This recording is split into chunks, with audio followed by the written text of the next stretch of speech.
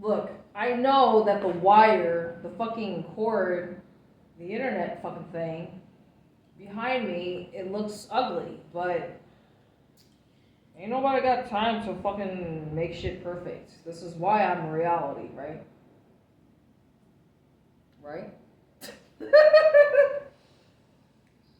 So, of course, the difference between last scene and this scene is now I just threw on this fucking cone hat. I don't know what you call these fucking things, but it's the Vietnamese style hat. And then I put this little thing on. So this is not actually the color that I wanted.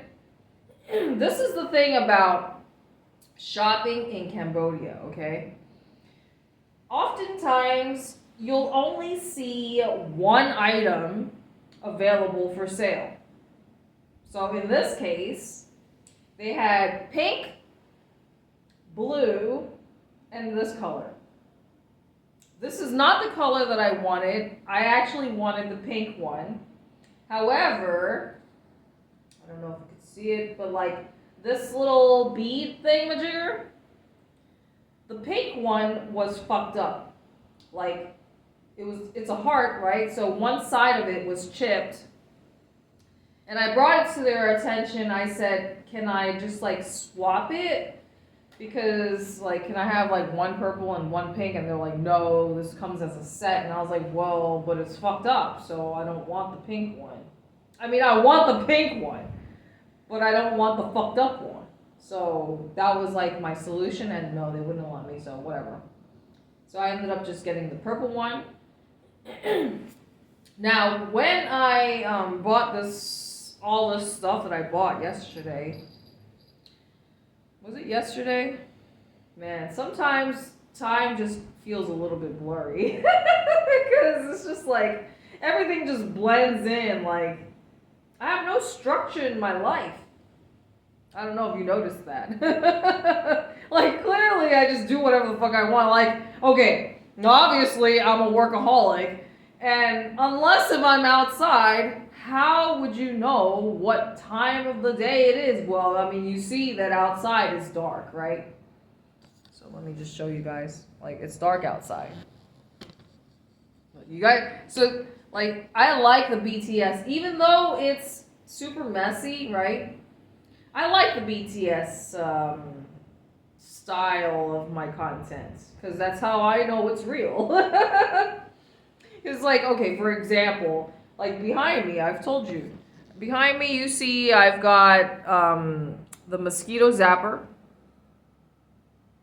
I have the battery for the trimmer, right? I have mosquito repellent. So that's like my mosquito station. Like that whole fucking thing, I don't even use it. So the two toilet rolls, the toilet paper rolls on the bottom that you see, I left it outside, and somehow, even though it was wrapped in plastic, moisture got in, so the toilet paper is not perfectly brand new anymore. It's been soiled. And I was just gonna, I'm still gonna use it, not for, wiping, but like for cleaning. I told you, I'm the kind of person where I'll use paper products until I cannot use it anymore. Anyway, I was talking about something previously and then I completely went off topic, so I apologize. You try doing this, I mean, I know I probably make it look a little bit easy, but I assure you it's not as easy as it looks. It's like, yes, I am a hot mess, but then at the same time, it's like, it kind of works. Because, how many other people can replicate what I'm doing? So you gotta, no matter what, you gotta feel special and unique because there's only one you, unless if you have a doppelganger. Imposter.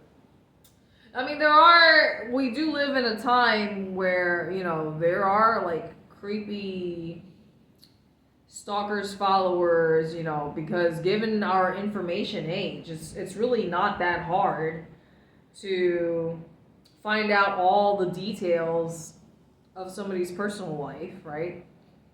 I don't know if you've seen that one creator influencer where she literally has been like a copycat of somebody else.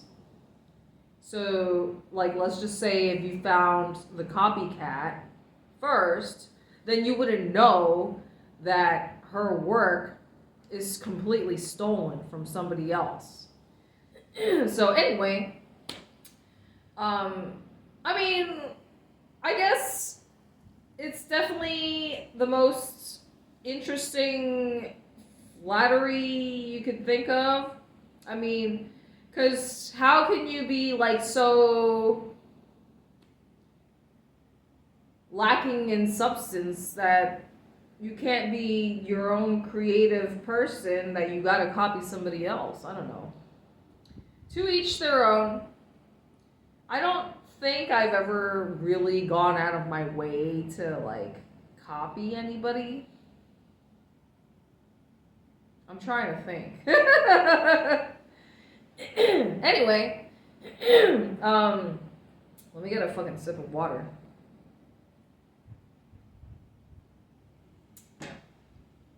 The things that I can only just like speak about the things that, immediately pop into my mind. And I know, like, I'm aware that I complain a lot.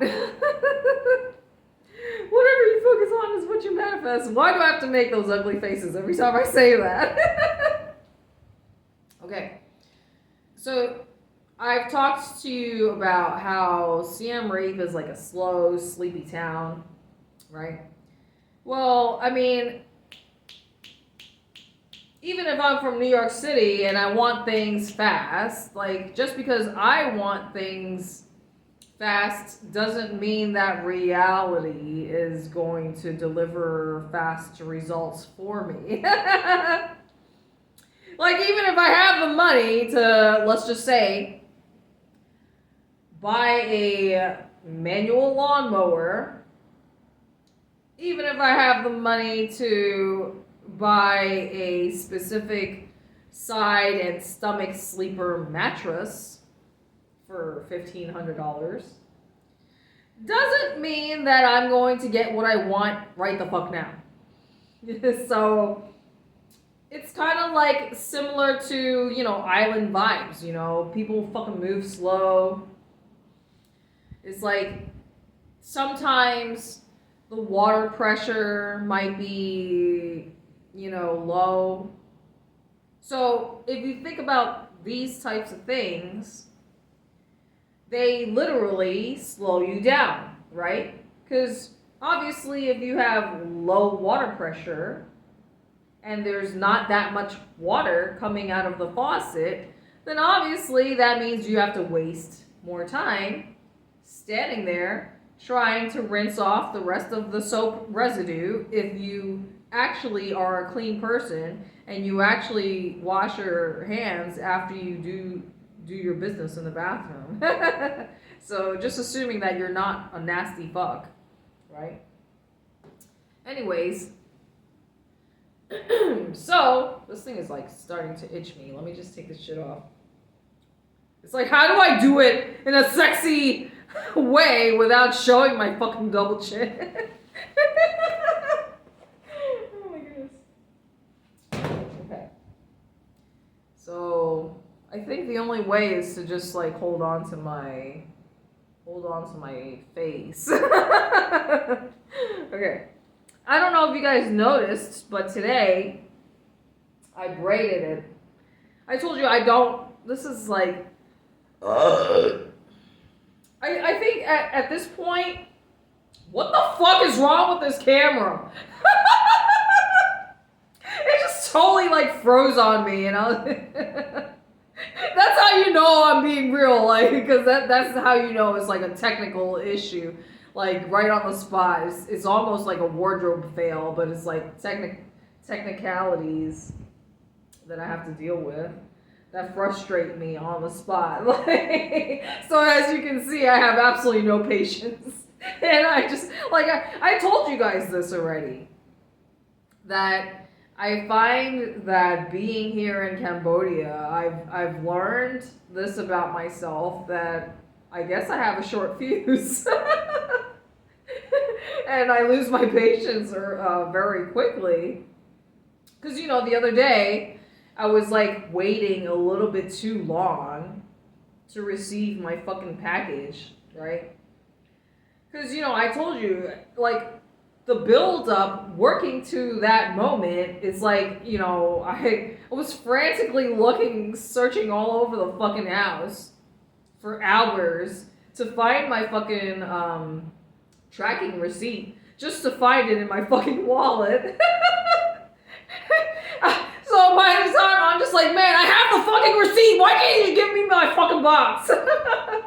Because, I told you, the fucking heat, it just gets to you, And it's not like they had AC. So I'm just like, I just want to get my fucking shit and get the fuck out of here. Give me my shit, But they had to, confirm with my phone number. They had to call the number that's on the fucking box.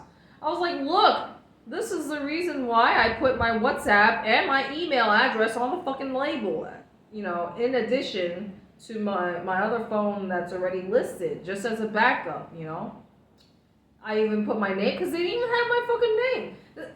There's just certain things about how they do things here that, to me, especially as a Marine veteran who used to do MIMS, Marine Corps Integrated Maintenance Management Systems, okay? MIMS is all about accountability and paperwork. I mean, if you're in the Marine Corps, everything has a fucking paper trail. And I've talked about, I use analogies like how I say that we're basically like fucking packages. People. We're like packages, right? There's tracking information for every single fucking thing.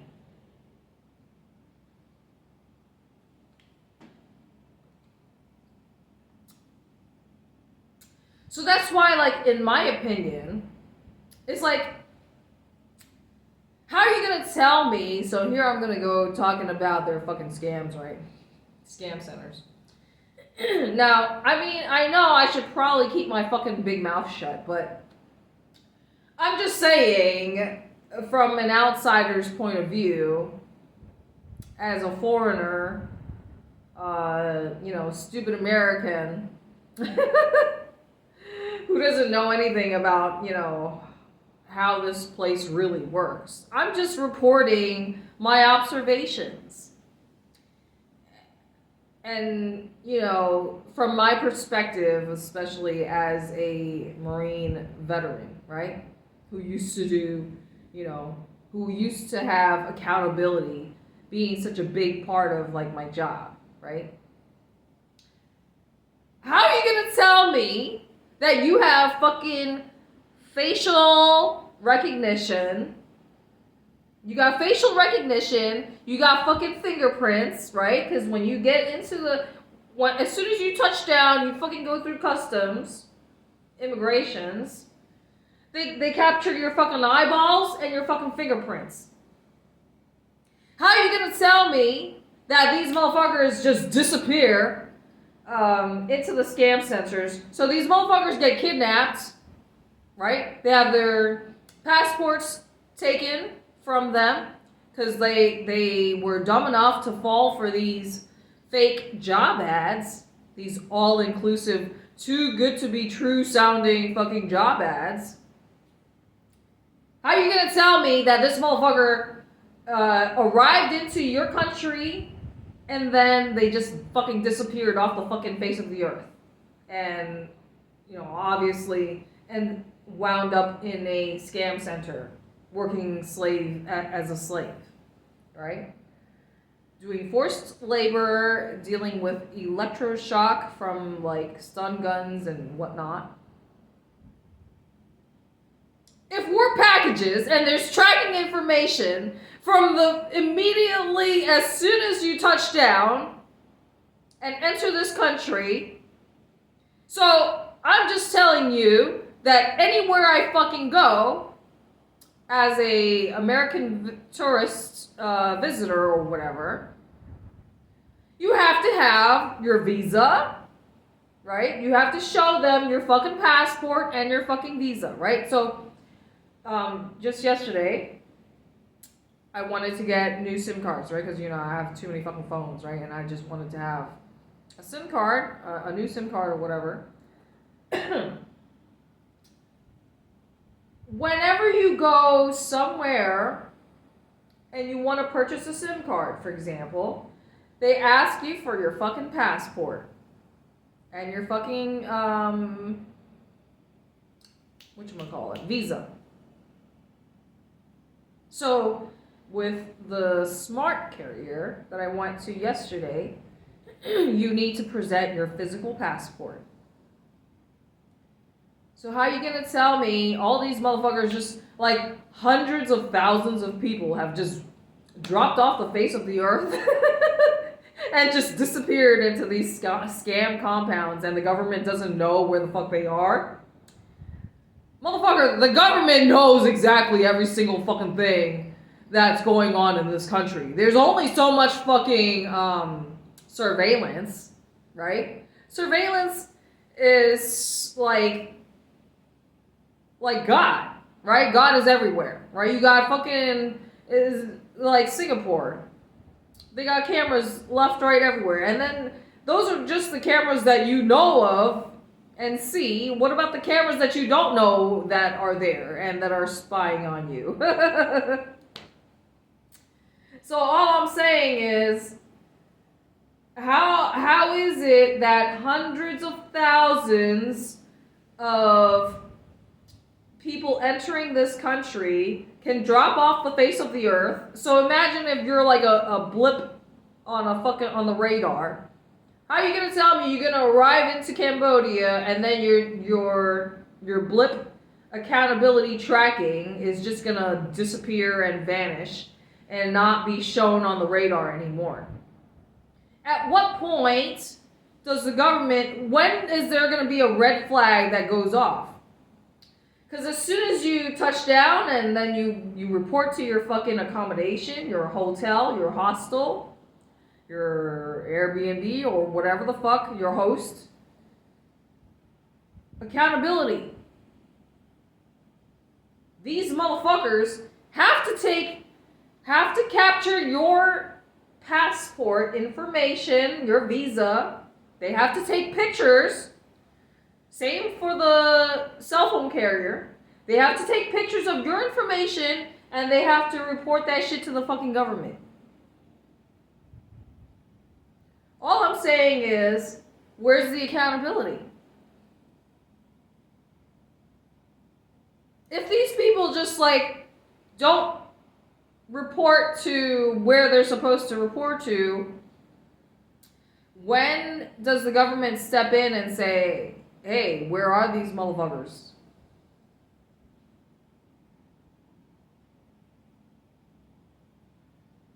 The government knows every single fucking person who steps foot in their country. Unless if you are fucking teleporting or, illegally smuggling yourself into the country, where's the accountability, right? Accountability is every fucking thing. That's all I'm saying. So all I'm saying is, whatever's going down, the fucking government knows every single fucking thing. That's all I have to say. So that's my smart ass talk for today. I'm not gonna keep trying to pop a pimple, because that's how I see this. It's like, I think by now I've squeezed all the pus out, right? And I'm just using this analogy to describe, the whole scam compound situation. Because you read headlines about how the government has cracked down on scam centers and arrested and deported people. But the second part of that issue is what is going to happen with all those people, all those slave laborers who were caught up in these scam centers, right? Because, of course, they had their passports taken away, and, you know, financially, they were at the mercy of the Chinese gangsters. So, you know, now it's just like, what are you going to do about these people? They need to get home, right? They need help. It's obviously not my problem, but, you know, I'm just telling you the little bit that I know about this situation, right? I told you guys I got, like, you know, scam center vibes in some sketchy places in, like, Phnom Penh. But, like, I really do feel like, you know, my other analogy is pretty much spot on. Excuse me. That's my jaw. I was telling you guys in that one video, we're no better than Cambodia. You know, that prostitution in the United States and in all other first world countries, illegal prostitution, everybody knows that it goes on. You know, we all know that strip clubs are basically whorehouses. Now, speaking of that, even though I worked at strip clubs and I worked as a stripper in many different places, I never had a fucking pimp. I was always just like doing everything of my own free will. Because I've watched the documentaries or whatever where girls are talking about, you know, how they escaped that life. And I just want to tell you guys, like, you know, the weird thing about me is I've done a lot of shit where it's just like, wow, if I really got lucky and escaped, right? I escaped, like, let's just say, for example, modeling. The modeling industry is very seedy because with the entertainment and modeling, you know, it's just like, it's just a hub for the elites to, you know, get their pickings at beautiful women. Because they're being served up as prostitutes to the elites, right? But luckily for me, I don't even want to talk about, you know, the underage people, but of course they are the ones who are most vulnerable. And I told you that I actually worked as a child model, but I was lucky enough that nothing bad ever happened to me, thank God.